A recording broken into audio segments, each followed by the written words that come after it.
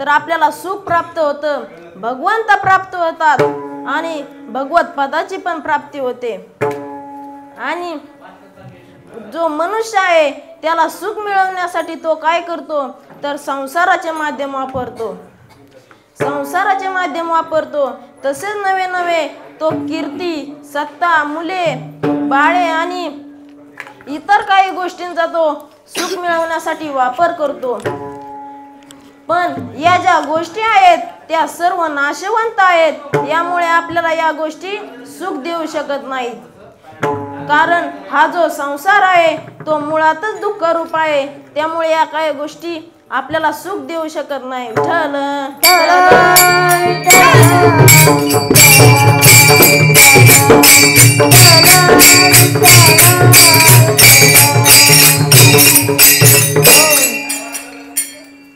एक ब्रह्मचारीचा दृष्टांत सांगतो की एक ब्रह्मचारी होता आणि तो एका गावाबाहेर मारुतीच्या मंदिरात राहत होता।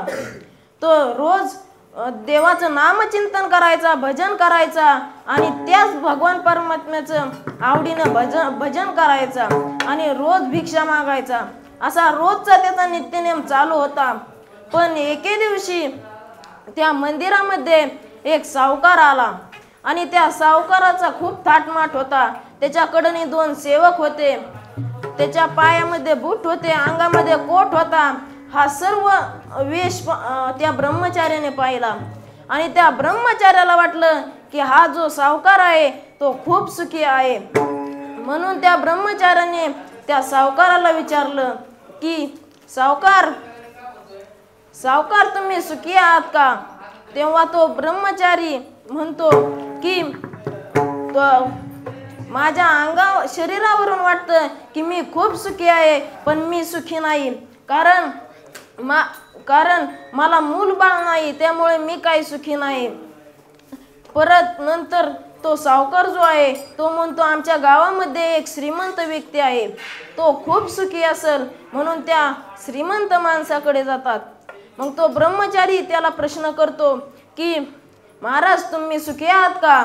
तेव्हा तो श्रीमंत माणूस म्हणतो की मी कसला सुखी, माझ्याकडे जमीन, पैसा, घर, बंगला खूप आहे, पण मी पण शिकलेलो नाही आणि माझा मुलगा पण शिकलेला नाही, त्यामुळे आम्ही काही सुखी नाहीत। म्हणून ते एका पुढाऱ्याकडे जातात।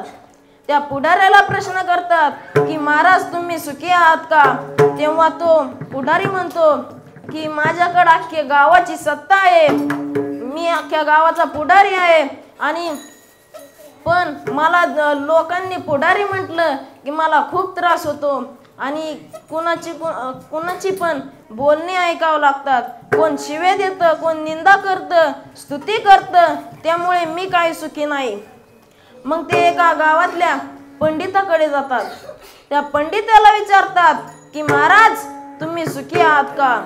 तेव्हा ते महाराज म्हणतात की मी कसला सुखी, तुम्हाला वाटतं की मी खूप विद्वान आहे, माझ्याकडे विद्या आहे, पण मला पोटापुरते देखील अन्न मिळत नसल्यामुळं मी काही सुखी नाही।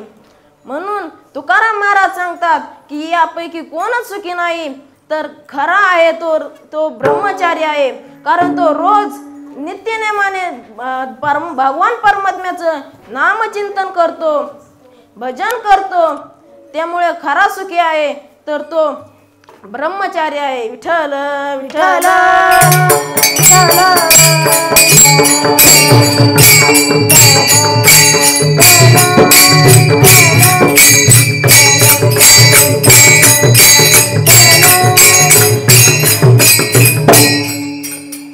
तुकाराम महाराज सांगतात की नामचिंतन केलं तर आपल्याला काय प्राप्त होतं, तर नामचिंतन केलं तर तुकाराम महाराज सांगतात की हरिमुखे म्हणा पुण्याची गणना कोण करी, की जर नामचिंतन केलं तर या नामचिंतनामुळे आपल्या ज्या पापाच्या राशी आहेत ना, त्या पापाच्या राशी जळून भस्म होतील।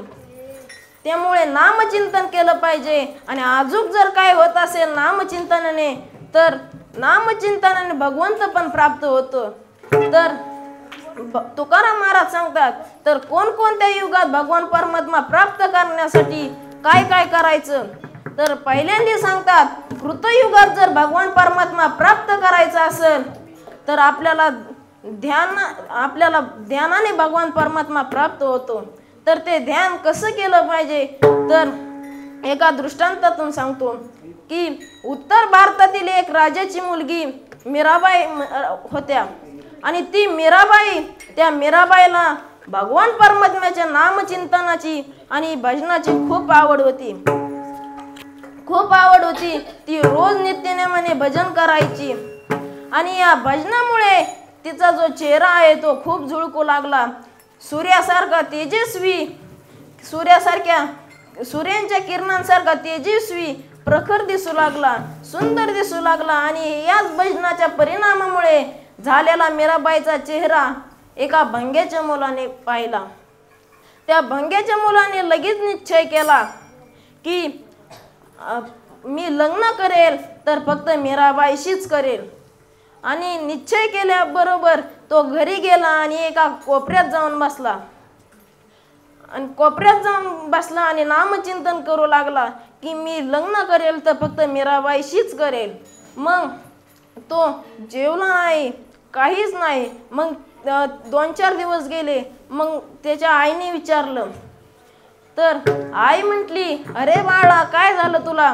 2-4 दिवस झालं जेवत कमन नाही. तर तो मुलगा म्हणतो की आई, मी एक मनामध्ये निश्चय केला आहे, तो निश्चय पूर्ण होस्तोवर मी जेवणार नाही. तर आई म्हणते, काय आहे तुझा निश्चय? तर तो मुलगा म्हणतो की मी एक निश्चय केलाय की मी लग्न करेल तर फक्त मीराबाईशीच करेल. पण ती जी आई आहे लगेच त्याच्या तोंडावर हात ठेवते आणि म्हणते, अरे बाळा, असं बोलू नको. ती एक राजाची मुलगी आहे. त्या राजाला जर कळलं तर तुला तो फासावर देईल. असं बोलू नको. पण तो मुलगा इतका जिद्दी असतो, तो म्हणतो की मी फाशीवर जायला तयार आहे, पण मी लग्न करेल तर फक्त मीराबाईशीच करेल.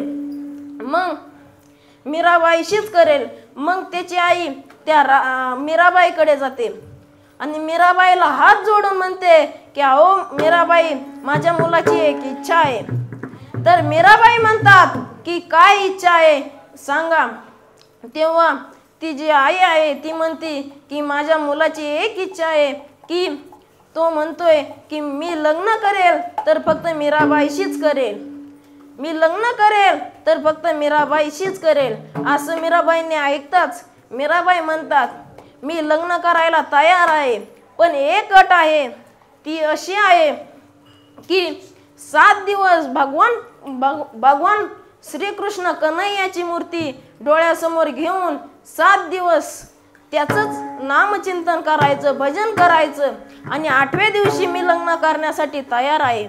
मग सांगितल्याप्रमाणे ती आई घरी येते आणि मुलाला सर्व हकीकत सांगते की म्हणते की मीराबाई लग्नाला तयार आहेत, पण त्यांची एक अट आहे की त्या म्हटल्या की 7 दिवस भगवान परमात्म्याची मूर्ती डोळ्यासमोर घ्यायची आणि त्याच भगवान परमात्म्याचं 7 दिवस भजन करायचं.